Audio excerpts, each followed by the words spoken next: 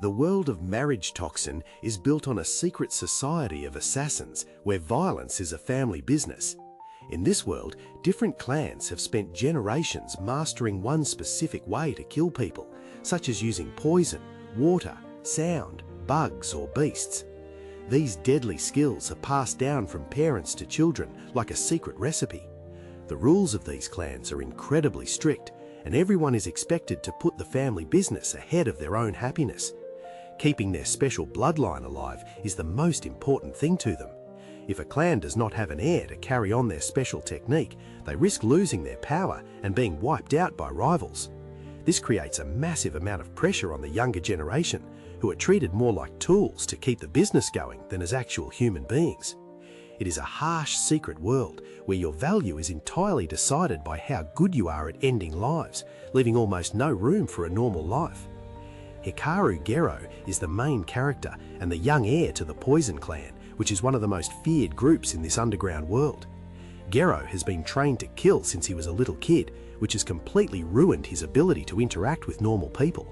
Because he spent his entire life in the dark learning how to mix chemicals and fight, he has absolutely no social skills and is incredibly awkward. Deep down, Gero carries a lot of pain.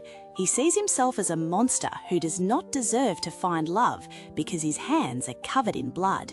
Even though he is an assassin, he actually has a kind heart and a strong personal rule that he will only kill truly bad people. His life gets turned upside down when his grandmother, who runs the clan, tells him he must get married to carry on the family name. If he does not, she plans to force his younger sister, Akari, into an arranged marriage to do the job instead.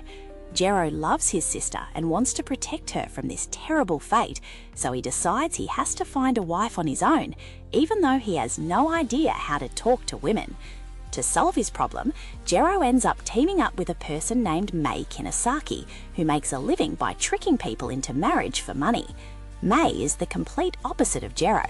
While Gero is honest but terrible at talking, Mei is a master of reading people and knows exactly how to make anyone fall in love. They make a deal where Mei acts as Gero's dating coach to help him find a real bride, and in exchange, Gero protects Mei from dangerous enemies. This partnership is where the core of the story really shines, because Mei looks at dating the same way Gero looks at a dangerous mission. Mei takes Gero's skills as an assassin, like his quick reflexes, his ability to read a room, and his instinct to protect others, and teaches him how to use them to impress women.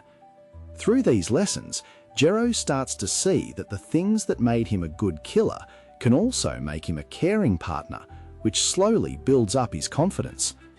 The bad guys Gero faces on his journey act as a dark reflection of what he could become if he loses his humanity. Many of these enemies are leaders of other clans who have let their deadly skills completely take over their lives. They do not care about other people at all and only care about power, money, or proving that their specific style of fighting is the best. For example, some enemies use their powers to bully the weak, which goes against Gero's rule of only fighting bad guys. By fighting these villains, Gero is forced to look at the worst parts of the assassin world and decide what kind of person he actually wants to be.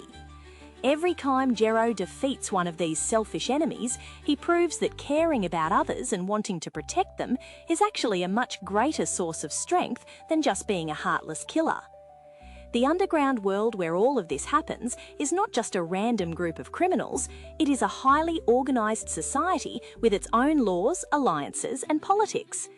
The big families have a lot of power and influence, and they often use their wealth and fighters to control things behind the scenes in the normal world.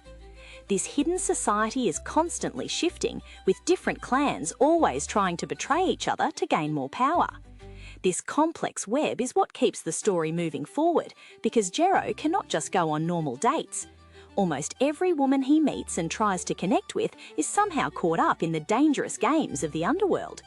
Whether he is trying to help a thief who is running for her life or dealing with a rival clan member, Gero's search for a wife is constantly interrupted by the violent politics of his world.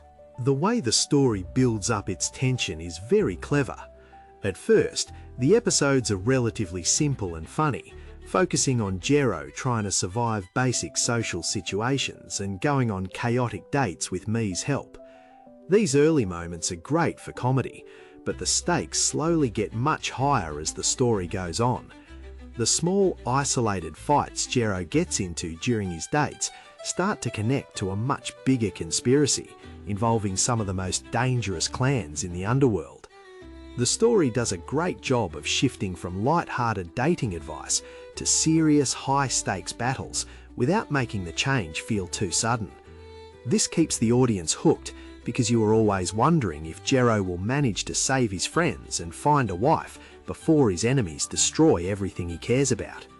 The animation and sound design play a huge part in making this contrast work so well. During the fight scenes, the camera moves quickly, showing exactly how Jero uses his poison bottles and speed to outsmart his opponents. The colours become dark and sharp, making the battles feel incredibly fast and dangerous. However, when Jero is learning how to date or talking to the women he meets, the style changes completely. The colours become warmer and softer, and the characters have funny, expressive faces that highlight how nervous Jero feels.